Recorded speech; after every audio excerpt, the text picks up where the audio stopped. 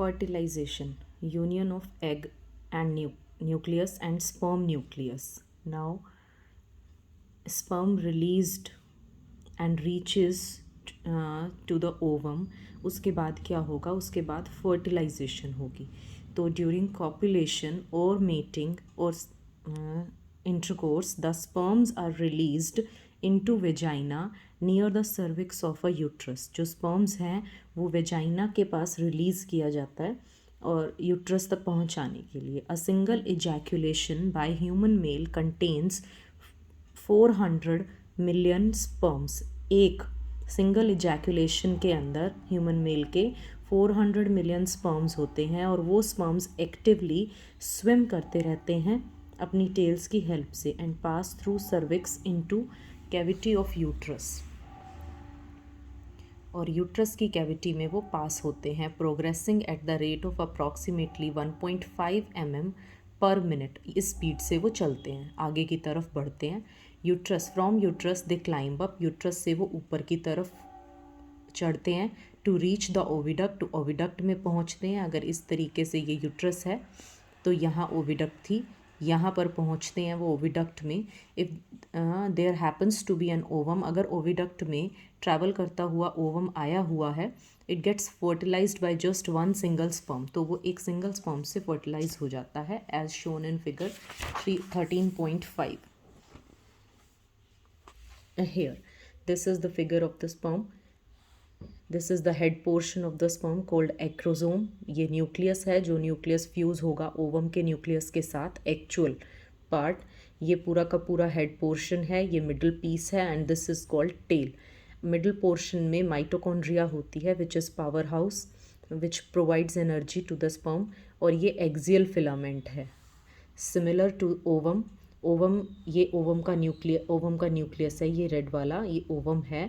ये different cells हैं जो ओवम के आसपास होती हैं. अब मिलियन ऑफ स्पर्म्स हैं, सब कोशिश करते हैं ओवम के न्यूक्लियस के साथ फ्यूज़ होने की, पर एक ही सिर्फ सक्सेसफुल होता है.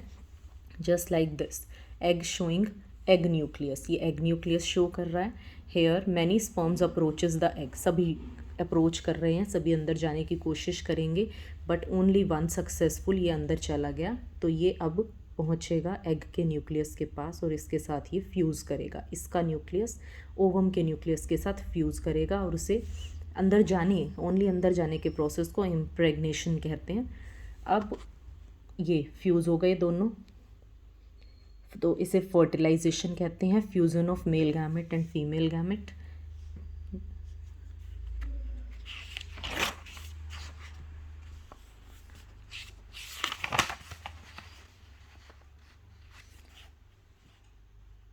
यहाँ पर स्पर्म इस तरीके से ओवरी से यहाँ जाता है. बीच में कहीं उसे अगर मिल गया, यहाँ स्पर्म यहाँ से ट्रैवल करता हुआ आया. अभी आप इन सब को भूल जाओ. यहाँ ट्रैवल करता हुआ आ रहा है और एग इधर से आ रहा है. तो दोनों यहाँ पर मिले, फर्टिलाइजेशन हुआ सिमिलर टू दिस. ये यहाँ इस जगह प्रोसेस हुआ. उसके बाद ये सिंगल सेल में कन्वर्ट हो गया. फिर माइटोसिस हुई, 2 सेल बनी.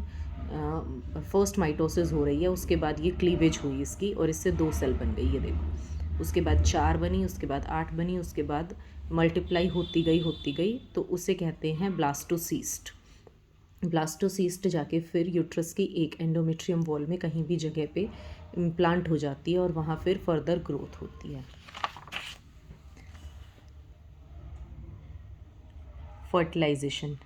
I hope you got this definition. A few days soon after the ovulation, 12th और 13th डे पे menstruation स्टार्ट होने के 12th और 13th डे को ओव्यूलेटरी फेज़ कहा जाता है. वो ज़्यादा फेवरेबल डेज़ होते हैं कंसेप्शन के, तब प्रेगनेंसी होने के ज़्यादा चांसेस होते हैं. Out of million of sperms released into the vagina, very few are able to climb up. अब हमने कहा मिलियन ऑफ स्पर्म्स जो है वेजाइना में रिलीज़ हुए थे, सभी नहीं क्लाइंब अप कर पाते, बहुत कम क्लाइंब अप कर पाते हैं टू द अपर पार्ट. जैसा हमने देखा 4 से 5 क्लाइंब अप कर पाए ओविडक्ट के थ्रू.